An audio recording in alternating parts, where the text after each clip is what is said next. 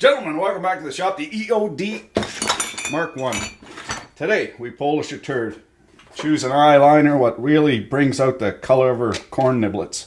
In the previous video, fellas were saying that I ought not have a look under the petticoats prior to testing a root. But in this day and age, partner, you gotta have a look, see, before you want to know what you're getting into. That's just me. I'm kind of old school. Also, fellas, I had no idea. Let's turn that fucking Jesus thing off.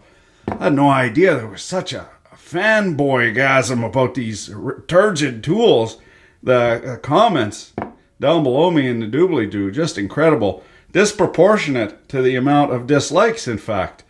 It makes me think there's something else going on there. Maybe trying to discredit yours truly, Uncle Bumblefuck, from his scientitious endeavors. Oh, and I charged the battery. Here's the thing, what the manufacturers, these are like the Gillette model, right? Because you buy one tool and then you're on the hook. They got you. They got their claws in you for all the baterias. Here's the thing.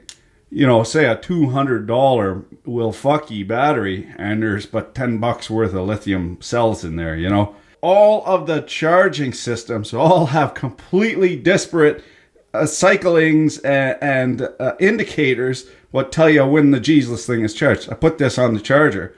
It blinked at me green. Green blinking. All is cloud, right? No. Green blinking means it's charging.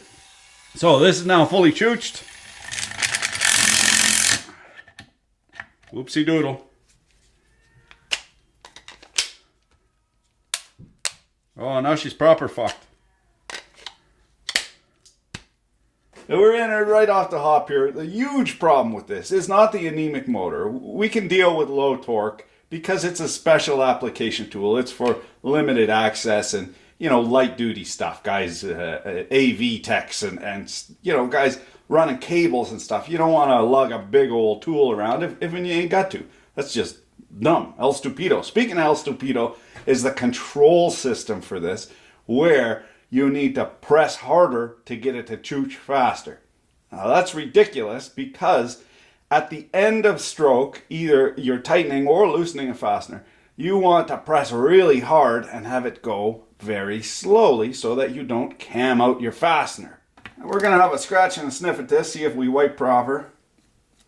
See where the infection started. I didn't wear a condom on the last time. Normally when people tell me how to do a review or how to enjoy myself with a gurgle in the cheech in the privacy of my own shop, I tell them where their hat is and not to let the door hit them where the good Lord split them. But in this case, some people might have been right that I fucked this, but I did lose I lost that little Jesus clip. That's what fucked us. So guys were asking what, and that's the beauty. It's a discourse. We're having a discourse here. We're dudes in the shop looking at tools, having a poke and a prod at them. And if I make a mistake, I revisit it. As such, guys were asking, how does this control system actually function? And I'll tell you how. What's going on here is there is a micro switch. That's the enable and disable the motor to turn. That just goes back to the confuser. It tells you whether it's disabled or enabled. And then what happens is the confuser monitors this little Hall effect sensor. Now this little Hall effect sensor, a Hall effect sensor is a magnetic field sensor. It senses how much flux is there. Zero flux given to many flux. And the closer that we get with a neodymium magnet, the higher the flux. That sends a signal, probably analog signal, just a voltage signal, 0 to 5 volts or 0 to 3 volts, into the confuser. The confuser then uses an internal analog to digital converter because it's running on ones and zeros. This thing don't know anything about analog. What it does is it checks a voltage level and then it says, is it at this level? No. So is it at 0.0001 volt? No. Is it at 0.200, you know, 3 and so forth? And it checks through that entire range until it hits whatever voltage, output voltage, this analog signal is going to. What voltage level that hits at is converted into a number depending on how many bits there are. So how many bits in the register, if there's 2 bits or 4 bits or 8 bits or 16 bits, you can get numbers up to, well, basically this would very likely be a 1024 register. So there would be a value there of 0 assigned to the closeness of this of 0 to 1024. Okay, so it's working on ones and zeros, and it takes how close this is to the Hall effect sensor to tell the confuser to turn on these MOSFETs to go how fast. That's essentially it. I also made another mistake here. Discourse being what it is. This is a diode, and it was not celastic in order to hide it, but in order to tie it thermically to this MOSFET, so that the diode is actually, it works, it's got a temperature coefficient, so it changes its voltage drop across there depending on how much, it's kind of its internal resistance, depending on how hot it is. So what we're doing is we're roundabout in a very cheap way measuring how much current is going into the MOSFETs by measuring the temperature of this little diode.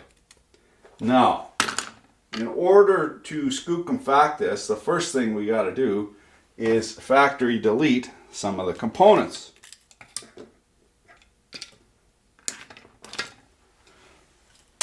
Right in the fuck bucket. Well, per near. Picture it now, a banner day, a red letter day, when they come up with this, the marketing wanks at the Ridgid world headquarters in a seedy strip mall outside of some nameless little town in middle America. The marketing wanketeers running a marathon on their Fitbits, 2 inches at a time, come up with the idea to control the speed by the amount of pressure you put on the tool. And it got all the way, it didn't get stopped with the designers. They just sent this idea over to China. They designed the hell out of it. Whatever. We've never used the tool either. And then it got sold, and I think people bought them initially because they're kind of an oddball tool. And this might be almost a loss leader in order to get the batteries into your toolbox, because if there's a specialized tool what nobody else makes, then you're more likely to buy that brand of tool, and once you have the batteries you're far more likely to continue buying that brand of tool. Short story, long and curly, I don't know what the fuck they were thinking with that control system. But the other thing that we gotta fix is the anemic motor. We need more chooch for your chotch. Now we could go ahead and bust into the DC bus, break into the DC bus, get on the confuser, and figure out, what kind of spoof the signaling for this Hall effect sensor, but that doesn't give us any more power to the motor. So what we are going to do, we're going to eschew any kind of microcontrollery, and we're going to do it old school with ka-chunk switches. On the side of the power, not much we can do with this motor at 12 volts, but a DC motor will run on higher voltage. It'll just run faster. Now, because we have an impulse tool, the faster that hammer spins, the more impulse that we get. So we're gonna charge in here an 18 volt Panasonic battery. Now this thing, very skookum. It was extremely expensive and water hardened, but I broke the drill. I either broke it or fucked it up. Anyway, 2 out of 1 type deal. We're going to use this guy at 18 volts, 20 volts really, to melt the flux ring right off of this. Then we're going to use a couple switches to trick this thing into actually working. Now this is a dual pole, dual throw. It's DT-DP. We're gonna use an old trick in order to allow us to reverse this motor. We'll be able to screw in and screw out. And then we'll use this guy for our speed control. We'll have one side will be creep and one side will be giverwah.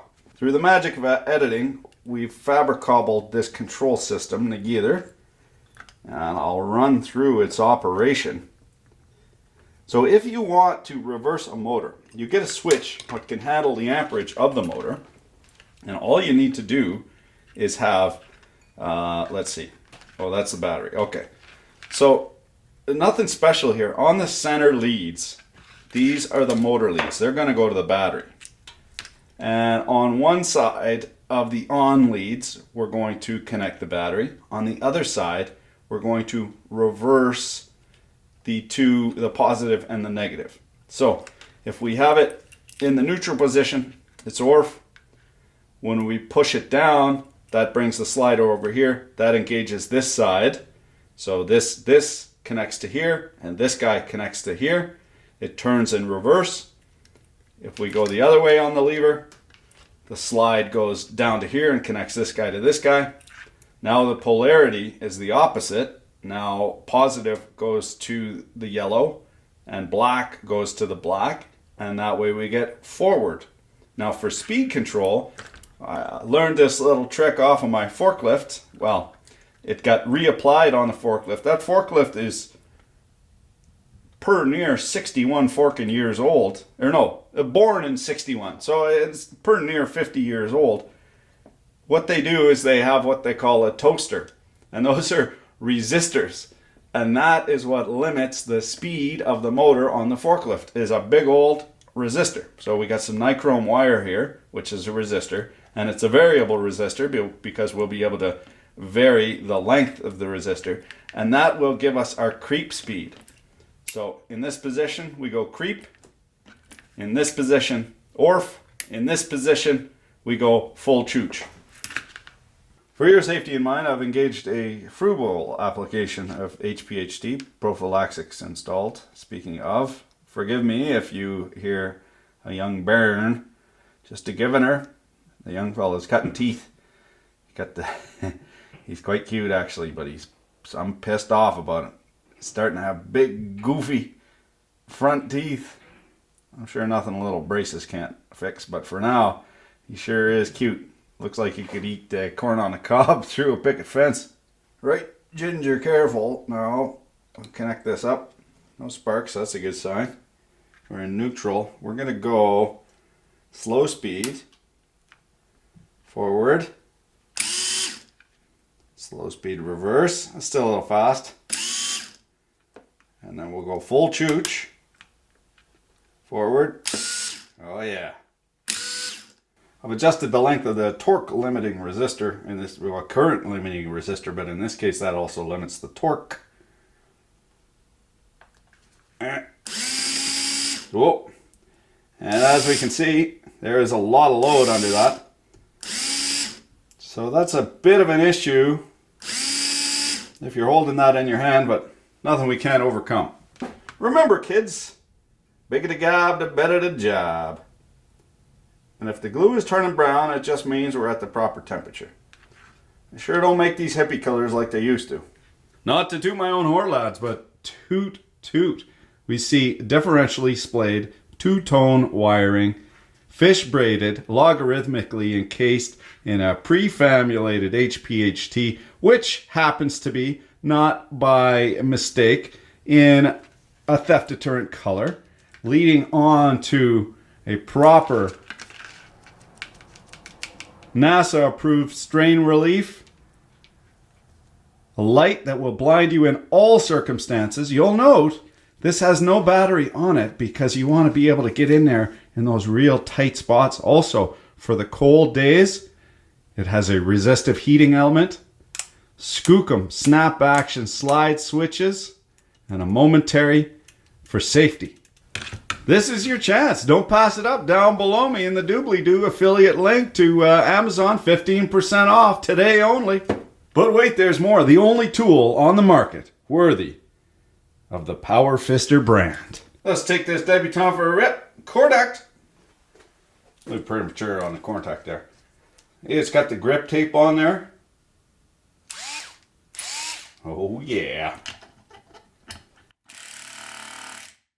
Oh, she's getting a little hot. Let's turn her up a notch.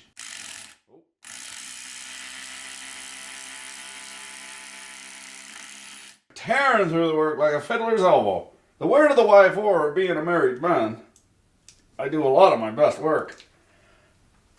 Single-handed in the dark. Let's turn that off. Serendipitously and surprisingly, despite not being programmed in JavaScript and not having access to the AlexaNet, Alexa, cranberry, suction, hose, enema. You're welcome.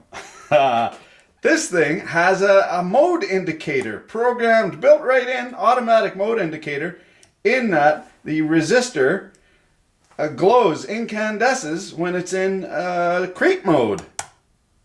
Creep mode. Creep mode.